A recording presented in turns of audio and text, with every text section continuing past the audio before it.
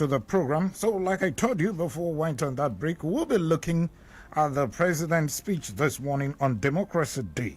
And joining me virtually to talk about, or rather take a review of what the president said during his speech today, this morning, is Mr. Chris Agiri. He is an election observer and a civil society advocate. Good morning, Mr. Agiri, and thank you so much for joining me on the program this morning. Yeah, good morning, and happy Democracy Day to Abians and to Nigerians in general. Yeah, happy Democracy Day. Welcome. Yeah, thank you. Okay, I'm sure you listened to the president this morning during his speech, which it appears that particular speech obviously revolved around the late Chief MKO Abiola, obviously, for obvious reasons. But Nigerians would have expected to hear more on how his administration would deepen the electoral process through reforms, more so when there are so many litigations in court due to alleged flawed 2023 election. What do you think, Mr. Agiri? I also think the same way you think. That's my stand. And though it's too early in the day, it's just about 7 days old in the office. But since Democracy Day is in memory of Chief MKO Abiola, I expected that much of the speech would have centered on the legacy of MKO Abiola, what he stands for, what he stood for, what he represented, which is a pan-Nigerian where religion, tribes, culture, ethnicity have no room. That was why that election became what it is, a landmark in the history of elections in Nigeria. MKO Abiola, a Yoruba man running with Tofa from Kano State, had a landslide, what we call option A4. That NEC, as it was then called, National Electoral Commission, a replica of today's INEC, was handed over by an Abia son. By an Igbo son, Professor Humphrey Nwosu. Humphrey Nwosu, originally an Aro man, an Anambra Aro man. So he came up with that election that was so far the freest and fairest election, where Tofa, who was of the NRC then, lost even his own ward, his own political ward in Kano. He lost it. Notwithstanding, he was a Muslim. It was, both of them were Muslims. So there was this issue, like what we saw, what happened in the last election on the ethnic profiling, the things that happened in Lagos, and other issues of religion. That was not the issue. Both Christians and Muslims voted for MKO Abiola. Igbos, Hausas, Yorubas, the South as we have it today, voted for Chief MKO Abiola overwhelmingly in that election. So why it is a landmark. We expect, but today Nigeria have lost that ground. You saw what happened in the last election on ethnic profiling, on religion, and in fact the entire election was now based on religion and ethnicity, which is very unfortunate. In other words, one can say that we have not made any progress. We have not made any progress 30 years down the line. If religion and ethnicity could so divide us, so be an issue, even up to by tomorrow when the National Assembly will be inaugurated, it is still an issue. You see some people canvassing, excuse me. Sorry. They're still canvassing for,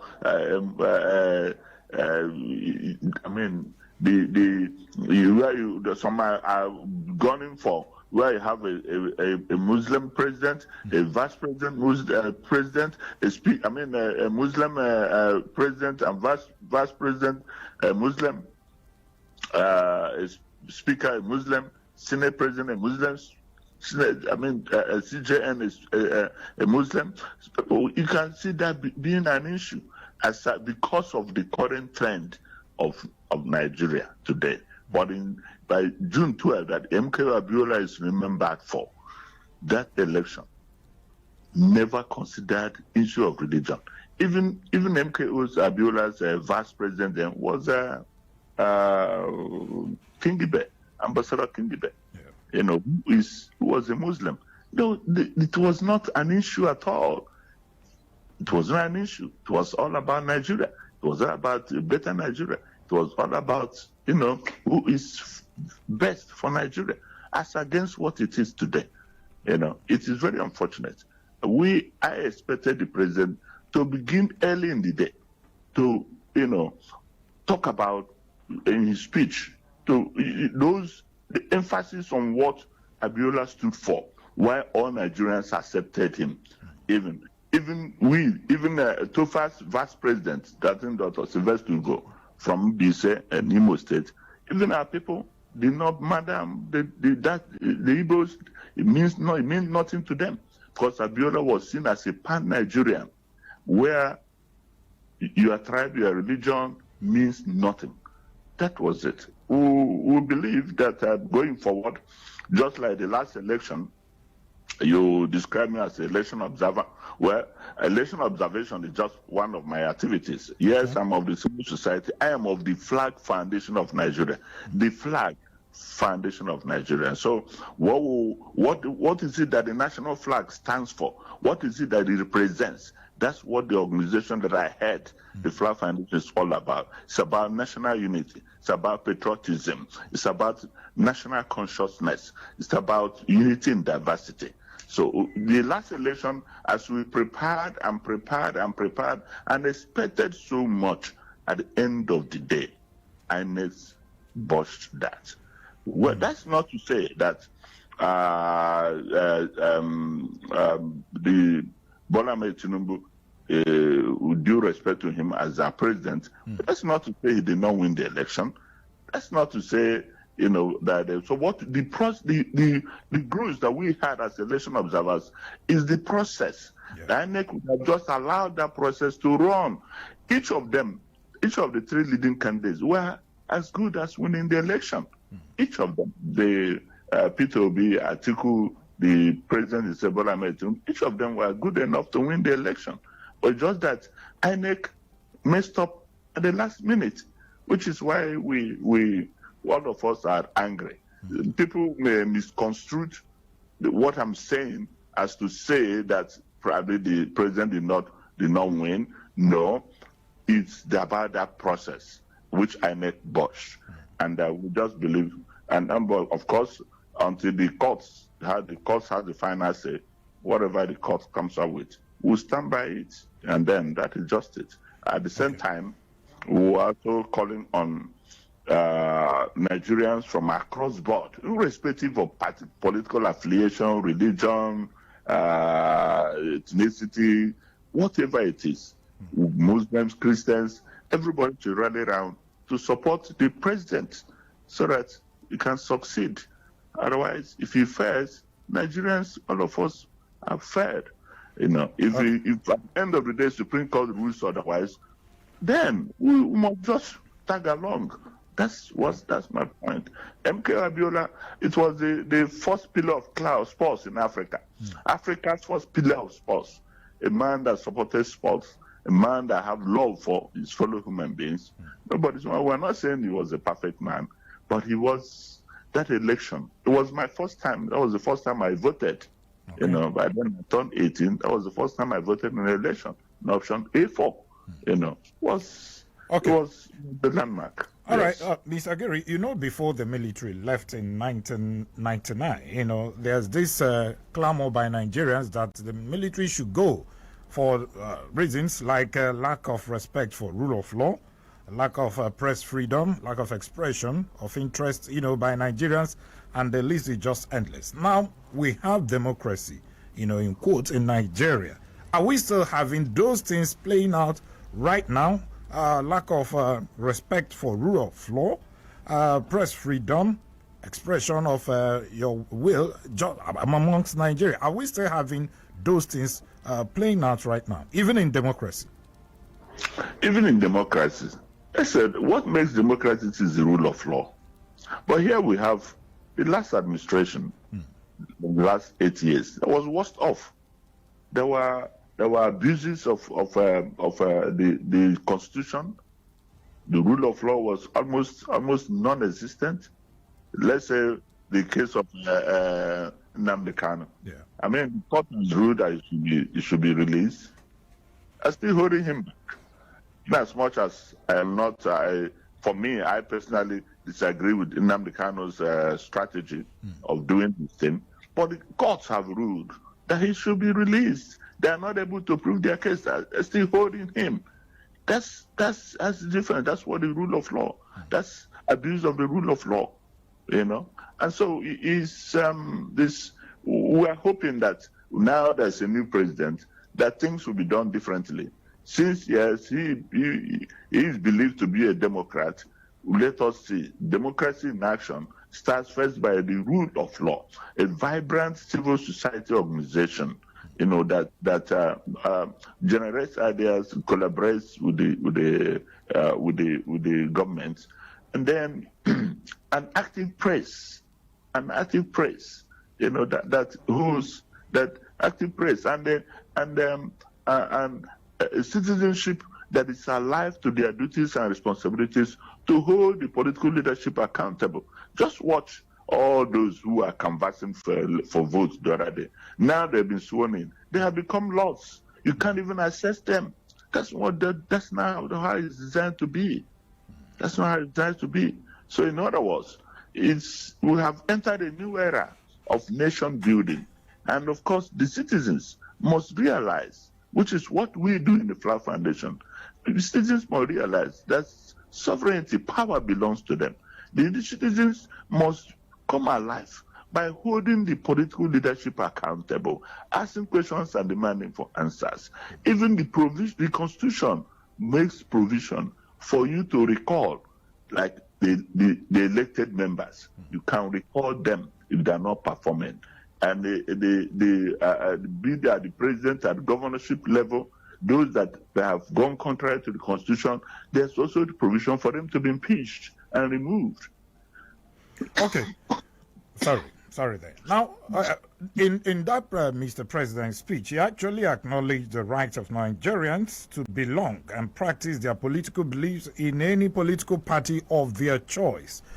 So many people believe that that could be just the normal rhetorics, because they think that it may be an affirmation that, yes, you can go about and belong to any political party. But is it also an affirmation that he will not muzzle the opposition, even in the state? Like you just talked about, some state governors, after they have been sworn in, they can't be reached. Are we going to see that kind of, trying to muzzle the opposition to keep short and not question the activities, even at the federal level? Yeah, well, going forward, this is a new era. This is a new era. The challenge we have is that the people, the citizens, are ignorant of their rights, their privileges, their duties, their responsibilities, their obligations.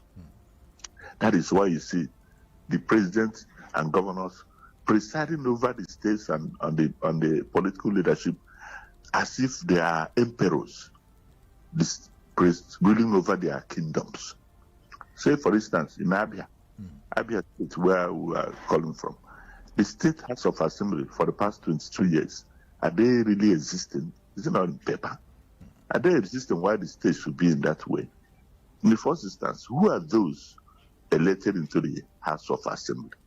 You have people who are the executive determines, who dictates who comes in and who goes out, who does what and what it does not. So, well, and I remember in the constitutional amendment, Abia House of Assembly was one of those, I think 2015, yes, or thereabout, was one of the state houses of assembly that voted against their own independence.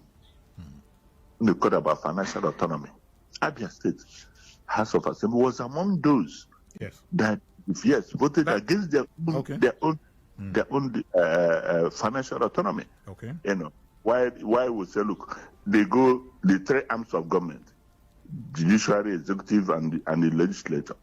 Where you have the governor at his own will, whims and caprices, then he'll be able to release funds to them. They voted against their own destiny. That was before, and so it is a very unfortunate thing. But then it is still work in progress. It's still work in progress. That those who have been voted, for example, in Abia, should be able to know their powers invested in them and to apply it without fear or favor. Same thing at the National Assembly. Now, yesterday I had an interview talking about the 10th Assembly that's happening now.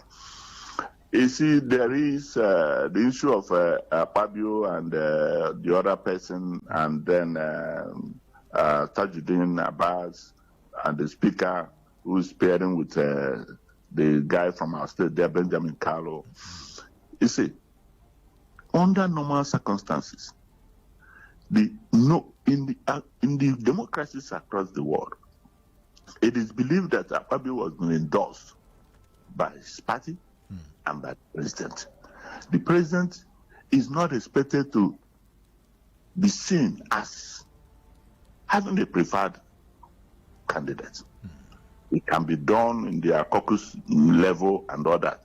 You don't come out openly to endorse a particular one. This is a separate arm of government. And I just advise that both at the state level and at the national level, that they should allow the elected members to sort themselves out. In the Nigerian, for example, in our democracy here, for the past 24 years, in the Senate, any candidate that was imposed does not last. Both in the House of Rep, the Speaker, and the Senate, those that were imposed on them did not last. So it is the best to allow the members to freely choose from amongst themselves who will preside over their affairs. That is democracy in action. But we've seen, even in the last, they just ended 9th National Assembly, I think even their parties, Ahmed Lawan and Femi Gbajabiamila, they were kind of imposed on the National Assembly, and they succeeded. Well, when you talk about this, considered what we had in the last 4 years was, well, we say it's democracy, and then what is the perception of Nigerians on the 9th Assembly? Okay. The 9th Assembly. Is it an open secret that Nigerians believe that they are a rubber stamp? Okay, just look at the issue of loans that they were approving for this. Just look at the issue of loans. At the end of the day, look at the humongous loans they've taken, and where are we today? What do we have to show in that regard? These are the issues. We're an independent judiciary, an independent legislature is democracy in action. It's democracy in action. After all, President Buhari, was he not supposed to be impeached for abuse of the Constitution? But here you are, because they were rubber stamp. Nigerians, you know the perception of Nigerians about them. Yes, they tried in some of the laws and all that because of pressure, And then let's have an independent three arms. Independent judiciary, independent legislature. Now, Mr. Aguirre, if you remember, sorry to cut you there, if you remember in the 8th National Assembly that Saraki was actually, he headed at the time, that particular session of the National Assembly was a bit turbulent. It wasn't smooth for both the executive and the National Assembly members, to the point that even himself, Saraki, and his deputy, K. Kweremada, at the time, were dragged to the CCD, if you remember, for various infractions against the law. And Nigerians didn't actually, enjoy that particular session of the National Assembly. Is that the democracy you're talking about? No. In that regard, Were they the choice of their members? Were they the popular choice among their members? Yes. The executive actually did not find them, their working relationship was not that cordial. That is the issue. That as they were charged, as a matter of taking on them, what came out of it? Were they not freed by the code of conduct? It was not a witch hunt. What we're saying is independent legislature does not mean that they will be antagonistic to the executive. What was the questions when they come out with the loans they want? These guys who Sariki and the leadership would say, but what do you want to do with this loan? How do you want to pay it back? Those were fundamental questions. Now that they have they had leadership of their choice, have you seen where it has led us? Close to 100 trillion debt as against 16 when they came in the 8 years, 100 trillion.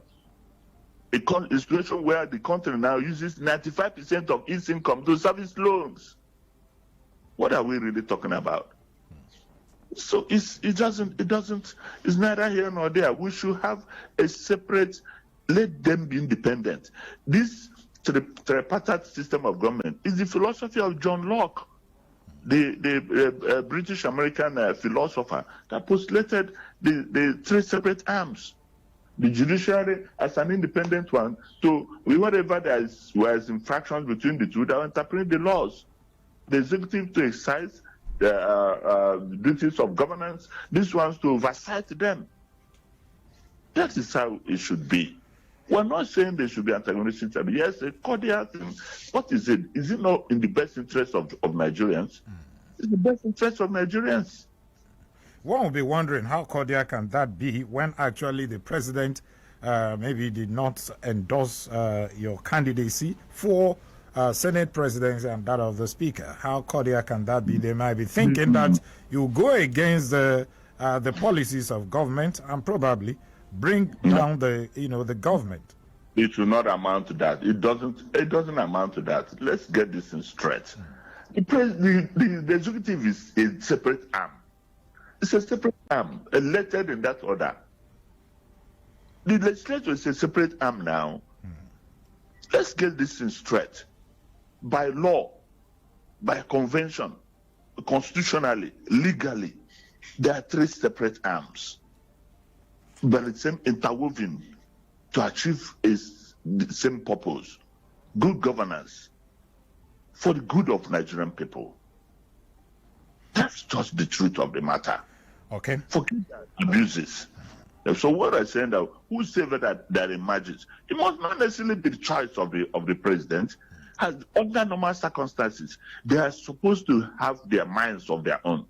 They say those ones who are elected from Abia into the National Assembly, they're supposed to have a mind of their own. They should among themselves know who is fit enough, proper enough, experienced enough to preside over their own affairs. Okay. It has nothing to do. The president must not necessarily look at the United States where we copied from. You saw how their own the Speaker of the House of Representatives in Lagos, in the United States, last few months, how many times it was conducted, they voted until they came to a final choice. They don't impose. Okay. Don't impose. All right, Mr. Gray, just still hold on. Stay on the line. We'll get back to you, but let's take a breather now. When we come back, there are other issues I would like us to talk about, especially where it affects inclusivity in governance, as well as the independence of the judiciary. We'll talk about all that when we come back. It's still the platform, the pinnacle for discussion. And my guest has been Chris Ageri, election observer, a civil society advocate, and the Director General, Flag Foundation of Nigeria. We'll come back after this break. Stay with us. All right, welcome back to the program. It's still the platform, the pinnacle of all discussion. Mr. Chris Ageri is my guest, and he joins me virtually. He's an election observer and the Director General of Flag Foundation of Nigeria. Welcome back to the program, Mr. Ageri. Now, I want us to look at the issue of inclusivity in governance, like the President talked about.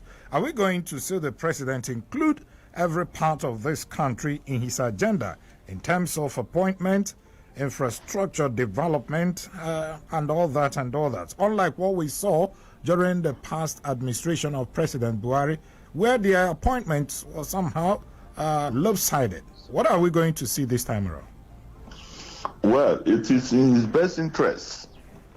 His posterity and history has beckoned once again on him to do justice to all.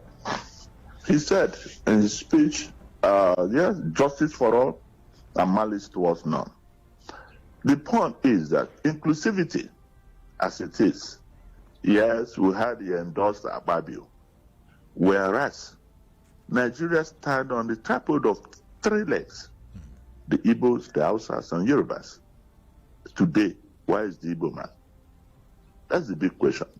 If they are really talking about that, among those senators that we have today, the best qualified, the best of them, for me, is Osita, is Zinanso, from Imo State, an experienced guy who read English before going to study law, who worked with Agunwe Anekwe, yes, in the Babangida era as press secretary. He worked with Ivan Enwem as press secretary. He came to the House of Representatives. From there, he came to the Senate. He was the APC National Organizing Secretary, the first interim National Organizing Secretary in the APC of formation, and then continued as elected elected National Organizing Secretary for 5 to 6 years, the APC. Then re-elected again as a senator. A brilliant guy. First among equals that can hold the Senate. He has no baggage, unlike some of those ones they are favoring. And you think he will not do the bidding of the president if eventually he gets elected, as against the interest of Nigerians? Let's get the issue of this. The bidding of the president. You are not at war with the president. You are there to help the president succeed. If they are talking about inclusivity, the Igbos have fought for the independence of Nigeria. The Igbos that have contributed among the most in Nigeria today, economically. Where are they? Where are they? Inclusivity should start from now, from day one. It's Osita, Senator Osita is also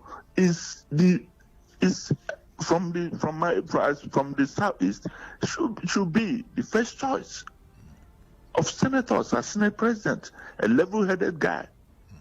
Now, yes, that will have to do with positions now. What about infrastructure, across the country, not necessarily in the southeast? What should we be expecting from Bola Tinubu's administration? What the first, as far as I'm concerned, we're setting an agenda in terms of inclusivity is that, look, let him start. There's a railway line and the express train from Lagos to Ibadan. There's another one from Lagos to Kano. There's another one running from Abuja to Kano. There's one from Kano to Niger Republic. Say in Umuahia, where you are the rail line that passed through your office there. Have you seen how it was excavated? Have you seen how the road distances were all excavated? The Eastern Rail Line that runs from Port Harcourt to Medugri on the other flank, and then from Kafanchan, so Makurdi drive towards Zaria to the up north. Why would they not be included? He should start by rebuilding that Eastern Rail Line, that to ease movement of goods and services. It should start by it in terms of inclusivity in infrastructure. That is where the starting point. That's the lowest hanging fruit. Let it be a priority when you are giving the people a sense of belonging. Isolation of the Southeast. Today, the Southeast economy, which is estimated at 35 trillion, has fallen. What you now have is kicking a pep economy. Is having its negative effect on the national economy. So if the president he really, in all honesty, talks about, wants to include all Nigerians. He should start from the southeast. Okay. During the president's speech, he talked about the issue of the retirement age of judges, which is now pegged at 70. You know, the age for judges to retire should be 70 right now. I think he has actually signed that into law. But some Nigerians believe that it is a kind of ploy to curry the favor of judicial, or rather the judges themselves, who are also sitting on his case at the tribunal. What do you think? Before now, I think the Court of Appeal, Court of Appeal and Supreme Court judges, well, it was already 70. He only included the High Court judges and the Sharia Court of Appeal, the Customary Court of Appeal, which is not even inclusive. The magistrates, the magistrates that do the work, they are the magistrate that suffer in doing the work was not included. As far as I'm concerned, that is a gross mistake. In fact, it's a moral evil. Go to the magistrate that treats, if you see the amount of cases they handle every day, by the time they are retiring, they've taken life out of them. They should revisit that and include magistrates. Include the magistrate. After all, the first qualification must be a lawyer. Some magistrates are also as good as Supreme Court judges. So why would we exclude them? I don't see it as a way of, bribing them. I must give it to him. When he came in 99 as governor of Lagos State, the first thing he did was to reform the judiciary with former Vice President Oshibanjo as his Attorney General. As Attorney General of Lagos State, Minister of Justice, and they reformed the judiciary. So I don't see it that way as a way of calling favor from them. No. Okay, now let's bring it back home here in Abia State. We are still talking about how to deepen democracy in Nigeria. In Abia State, what do you think the Governor Alex Uti, should be doing at this time to deepen democracy, especially allowing dissenting opinions here and there, especially from the opposition? Yeah, well, the governor, His Excellency Dr. Alex Oti, is a product of opposition. So it is also in his best interest to allow opposition to thrive. That one of the things we hold against the former past leadership in Abia State, that there was no opposition. PDP elsewhere, there was no opposition. And at the same time, they failed to perform. If a good opposition is needed, because they say power corrupts, absolute power corrupts absolutely.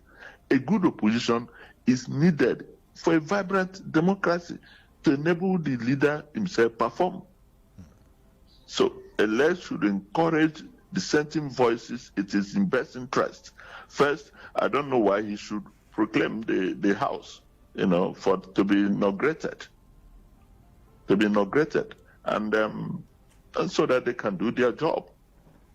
The opposition now, which is major opposition there now, is APC. It's PDP.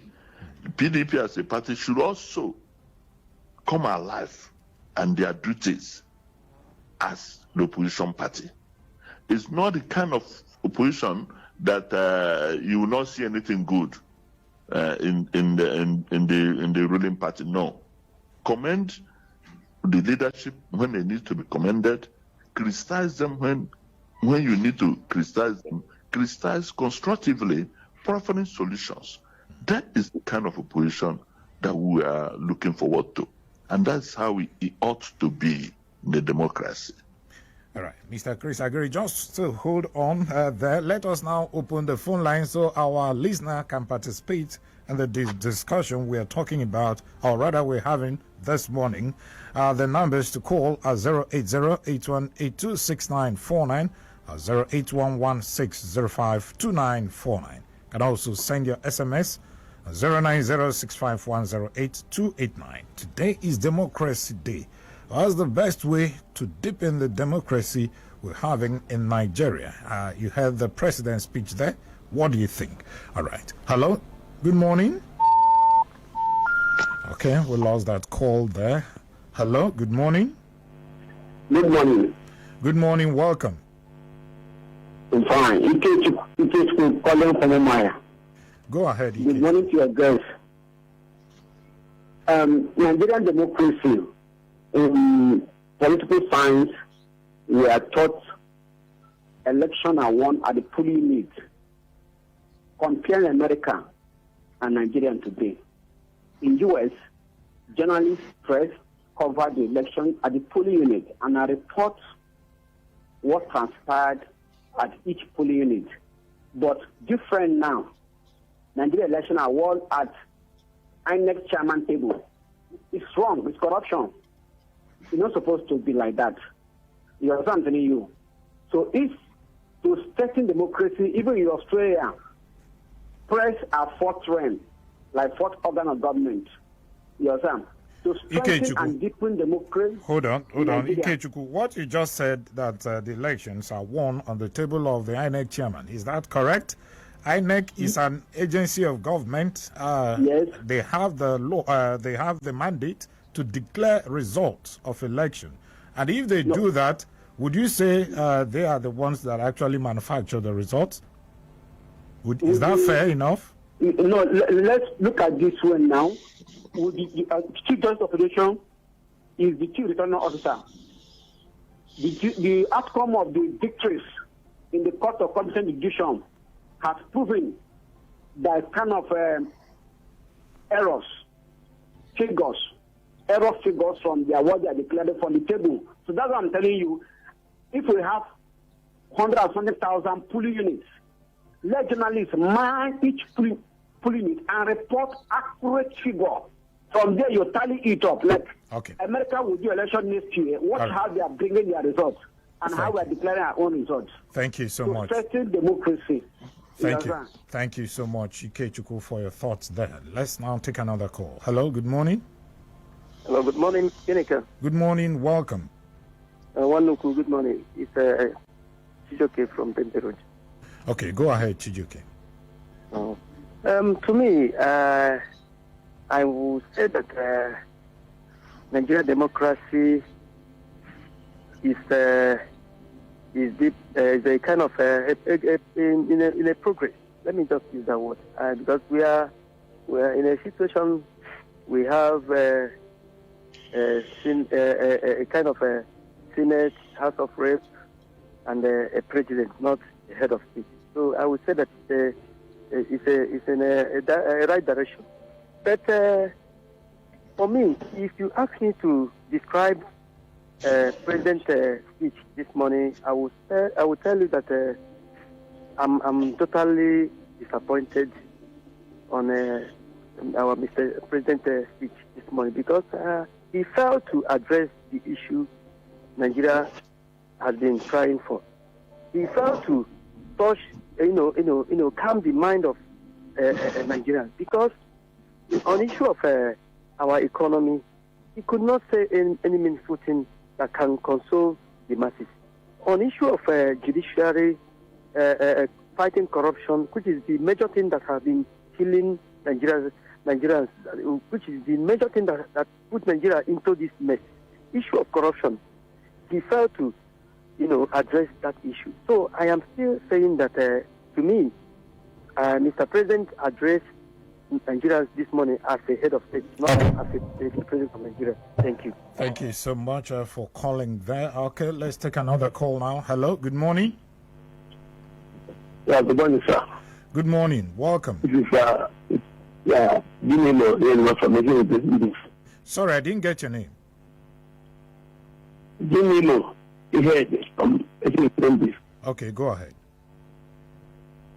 Yes, we congratulate Nigerians on the question of president. think of it, Nigeria settled our country democracy from 1960. Outside, if not for military intervention, we have done better. Okay? But, okay, now, the question is, have you actually said better? No. Because that are succeeding regime is worse than the one that was there before him. If you can feel it. Okay? Now, Buhari has said a better economy, a more balanced economy, better security architecture from Jonathan. We came and threw us back to that age.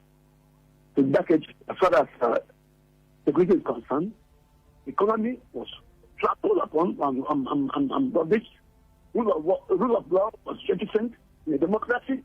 People were dying anyhow, like fowls, and government never thought of doing anything. See bandits revealing Boko Haram. Okay. ISIS. All right. Something that has become an industry. All right. Occasioned by politicians. Occasioned by interest groups who are feeding large. What is happening? You know that there was an Army general that said that Boko Haram would take like 30 years to defeat. An Army general said so. It's wrong. Thank you. Thank you. Thank you so much. Now let's go over to our Facebook page. This one is coming from Carlo Godfrey Igwe. He said, good morning, the guests in the studio. Happy democracy to you all. The president saying we should be patient with his government over the removal of fuel subsidy is not acceptable to Nigerians. I'd expected him to rule out measures to cushion the effect of this subsidy removal in his speech. The governor of Abia State should proclaim when the House of Assembly will be inaugurated as soon as possible so that the government can take off seamlessly. Thank you so much. Chinedumo Kafo said to have an effective democratic setting, we must have a vibrant and independent legislature and judiciary that can checkmate the activities of the executive, and also to ensure that the people enjoy the best dividends of democracy. Nigeria really need to work on our leadership because democracy in Nigeria has been commercialized. God will help us. Thank you so much, Chinedum there. Ezekiel Elvi said, Happy Democracy Day. The President's Democracy Day speech is uninspiring. He ought to have told well-meaning Nigerians about inclusivity in his new administration. We just hope and pray that the Southeast won't be neglected and abandoned completely under the President's administration. Thank you so much. To our SMS line now. This one is coming from Oba Kelechi. He said, for me, it's obvious that INEC, the judges, compromised at the last election. And lastly, for Democracy Day, the question should be, are we truly Democrats? Okay, Kelechi Oba, thank you so much from Iguano. This one said, Governor Alex Oti of Abia State should not go for never-do-well politicians so that he can deliver good governance for the people of Abia. Thank you so much, Chikanaram in Omukabia in Abia State. Mr. Giri, are you still there? Yeah, I'm here. Okay, now in that speech of the president this morning, nobody heard about, like one of our callers, said there. We didn't hear anything about the subsidy removal. No plans were rolled out, to cushion the effect of this. And even the issue of security, the president never mentioned anything on that. Well, I, in as much as he didn't mention that, I want to take you back, looking at the president's speech. I think second to the last paragraph, he said, and I quote him, second to the last paragraph, he said, on my part, and that of my administration, I pledge anew our commitment to diligently fulfilling every component of our electoral path with the people, the renewed hope agenda. What does that mean? I'm coming, yes. Okay. Well, It's a new commitment to his renewed hope agenda. He went further to say, we shall be faithful to truth. We shall be faithful to truth, faithful to equity, and faithful to justice. We shall exercise our authority and mandate to govern with fairness, respect for the rule of law, and commitment to always uphold the dignity of all our people. That's us. I call on Nigerians to once again capture this sacred statement from President Bola Ahmed Tinubu and hold him accountable to this statement he made. Those are just those statements. Are they not the normal rhetorics? I would have expected the president to go be specific, in those things he actually wanted to do in that speech, but he never said anything like that. He just made those are normal thing we hear. We're going to do this, we are going to do that. How are you going to do that? We didn't hear that from the president. So this is why we need a vibrant, independent press. Okay. We need a vibrant legislature. We need a vibrant civil society group. We need active, committed citizenship to hold him and indeed the governors and all elected officials accountable. Thank you. All right. That's what it implies. All right. Okay. It should no longer be business as usual rhetorics and then they get away with it. No, people should hold them by their words. That's better. All right. Let me sincerely thank you, Mr. Chris Aguirre, an election observer and the Director General of Flag Foundation Nigeria. Thank you so much for speaking with me on the platform this morning. Thank you. Thank you for having me. All right. Okay, that's where we are going to leave now. Thank you to all of you who actually called in, sent in your SMS. Thank you so much. May God bless you. Sincere thanks to Ben Moses, who stood, who held fort for me while I was away. And Wisdom, thank you so much. Stephanie, to all of you, thank you. Charles and Stanko, the guys behind the camera, I appreciate you. My name is Ginika Oluoha. Let's make Nigeria great and happy Democracy Day once again.